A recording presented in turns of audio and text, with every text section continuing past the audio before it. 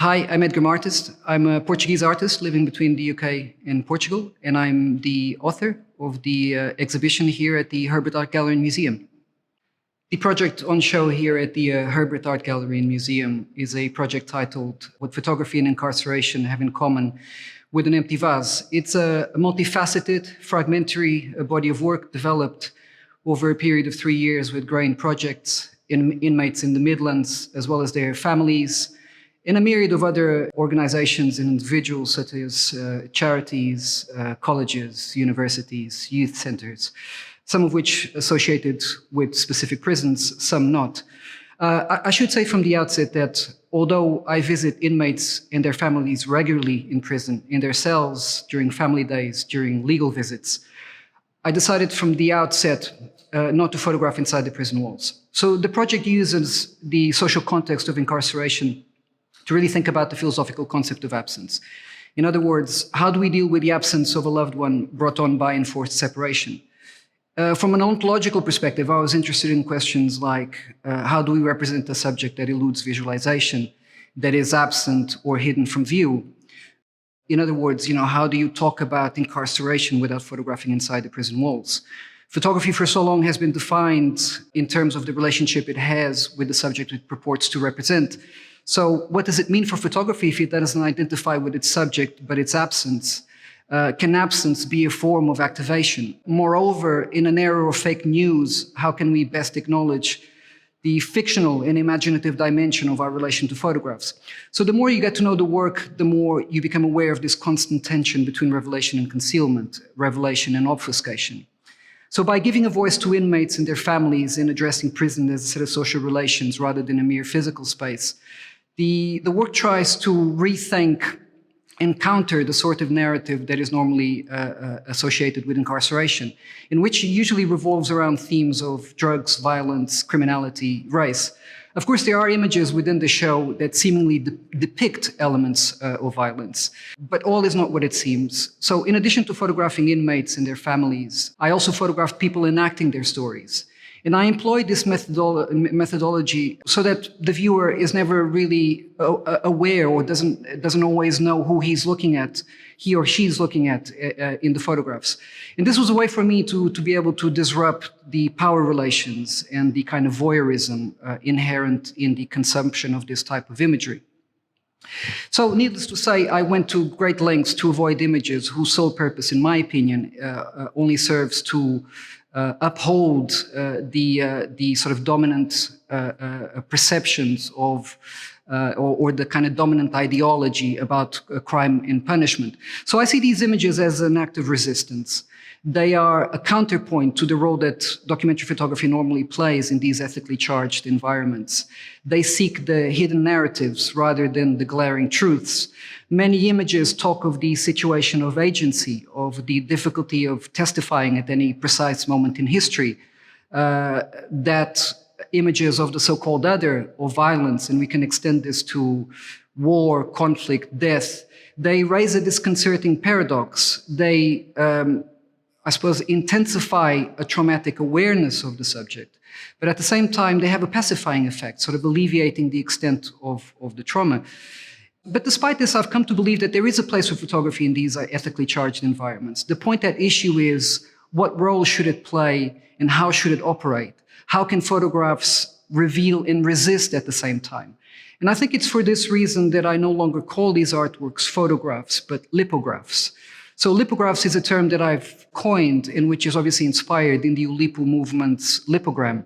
A lithogram used to be or is in fact, a literary device where certain constraints are applied to written language and where, for example, a sentence would be constructed without a specific letter or vowel. Georges Perec, the famous spearhead of this movement, he famously wrote an entire novel without the letter E. A few years later, he wrote another novel only using the vowel E. So a lithogram, or lithograph, I should say, is a visual representational device which omits its referential subject. In other words, how do we talk about prison without physically photographing inside the prison walls? A lithograph is the proverbial impossible document. It demands a conceptual reorientation from the viewer. In other words, the the renunciation of the viewer's automatic predisposition for certainty. One of the things that becomes immediately apparent when you visit the show is that there are a lot of images of animals. Now, people tend to think of these as metaphors for psychological states. And of course, that's a valid observation. However, I don't really see them this way. One of my aims throughout this project was to explore this notion of photography as catachresis. Catachresis is a term, or photography as catachresis is a concept originally proposed by the art historian Richard Schiff in the 1960s. Although in that case, it was related to the concept of phototropism. I'm interested primarily just in catachresis as a trope. So let me give you an example of a catachresis: the arm of a chair, or the leg of a table. So these terms are catachrestic because they use symbols related to human physiology in order to describe something where there is no other way to say it. So catachresis is a trope that registers language's ability to communicate something when under pressure, but also its own inadequacy. And that is how I feel about photography. It's an inadequate medium to operate within these highly ethical, charged environments.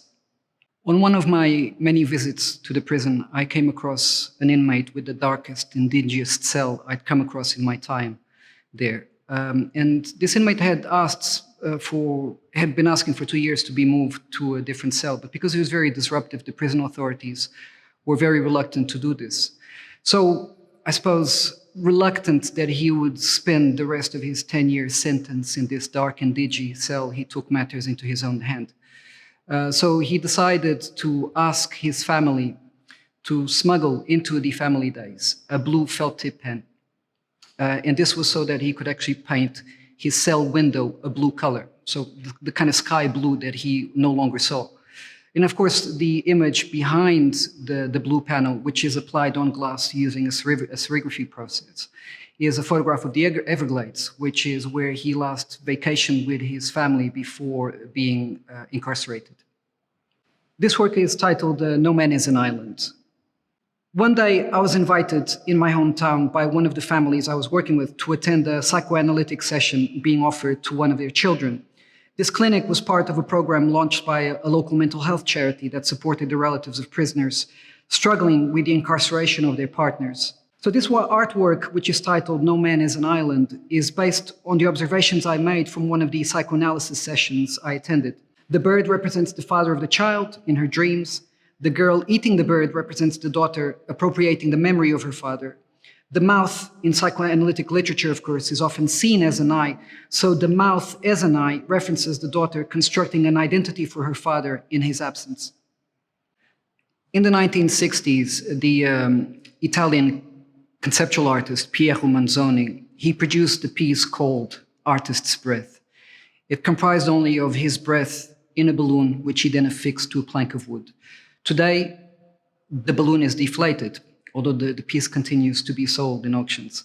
The work that you see behind me is titled Prisoner's Breath. I was often the conduit between the inmates and their families. So what I decided to do was actually get the inmates to blow their air into a balloon and then give the balloons to the families themselves.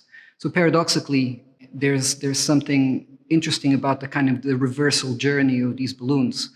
In most cases, they're used to smuggle things into prison. In this case, I was smuggling something out of prison, which of course was part of the inmate himself. During my many visits to the prison, I developed a relationship with several inmates, one in particular who actually ended up writing an entire series of diaries for this project. But one of the interesting things is that they told me the stories of other inmates that had been through the prison. Of course, the prison that I worked with, they're a remand prison, but for some reason there were inmates doing very long sentences there. And they told me about the story of an inmate, which obviously preceded my time and their time. And this individual used to spend a long time in solitary confinement because, again, he was very disruptive. And he found this ingenious way to communicate with others, where he would get prison guards, security staff, and so on, to give him certain stationery, pencils, pens, and so on. And then he would carefully erase the messages or the brand names in the station, whether it be pens or pencils. and stencil or paint on his own messages. Those usually just be one-word messages. And this is how he communicated with others for a very long time, because of course then he would pass the pencil or the pen to the unknowing security guard and would say, look, can you give this to this person or that person? And he was only discovered, I think, during his trial when someone attempted to do the same thing to him, sort of give him an actual pencil with a message on it saying, plead guilty. And from that moment on, of course, they ended up confiscating all of this material from him. But still, I like this idea of messages in stationery, or short messages in stationery, because to me they talk of this concept of a destinarience. A destinarience is a term that was originally proposed by the French philosopher Derrida, and it combines notions of errancy and destiny. And his concept or his idea was that every letter, anything that's written, a postcard, every missive, creates destinariences because it continues to circulate and signify long after death. And I feel the same way about photographs or language, writing in general, that they create their own destinariences. So these photographs create their own destinariences.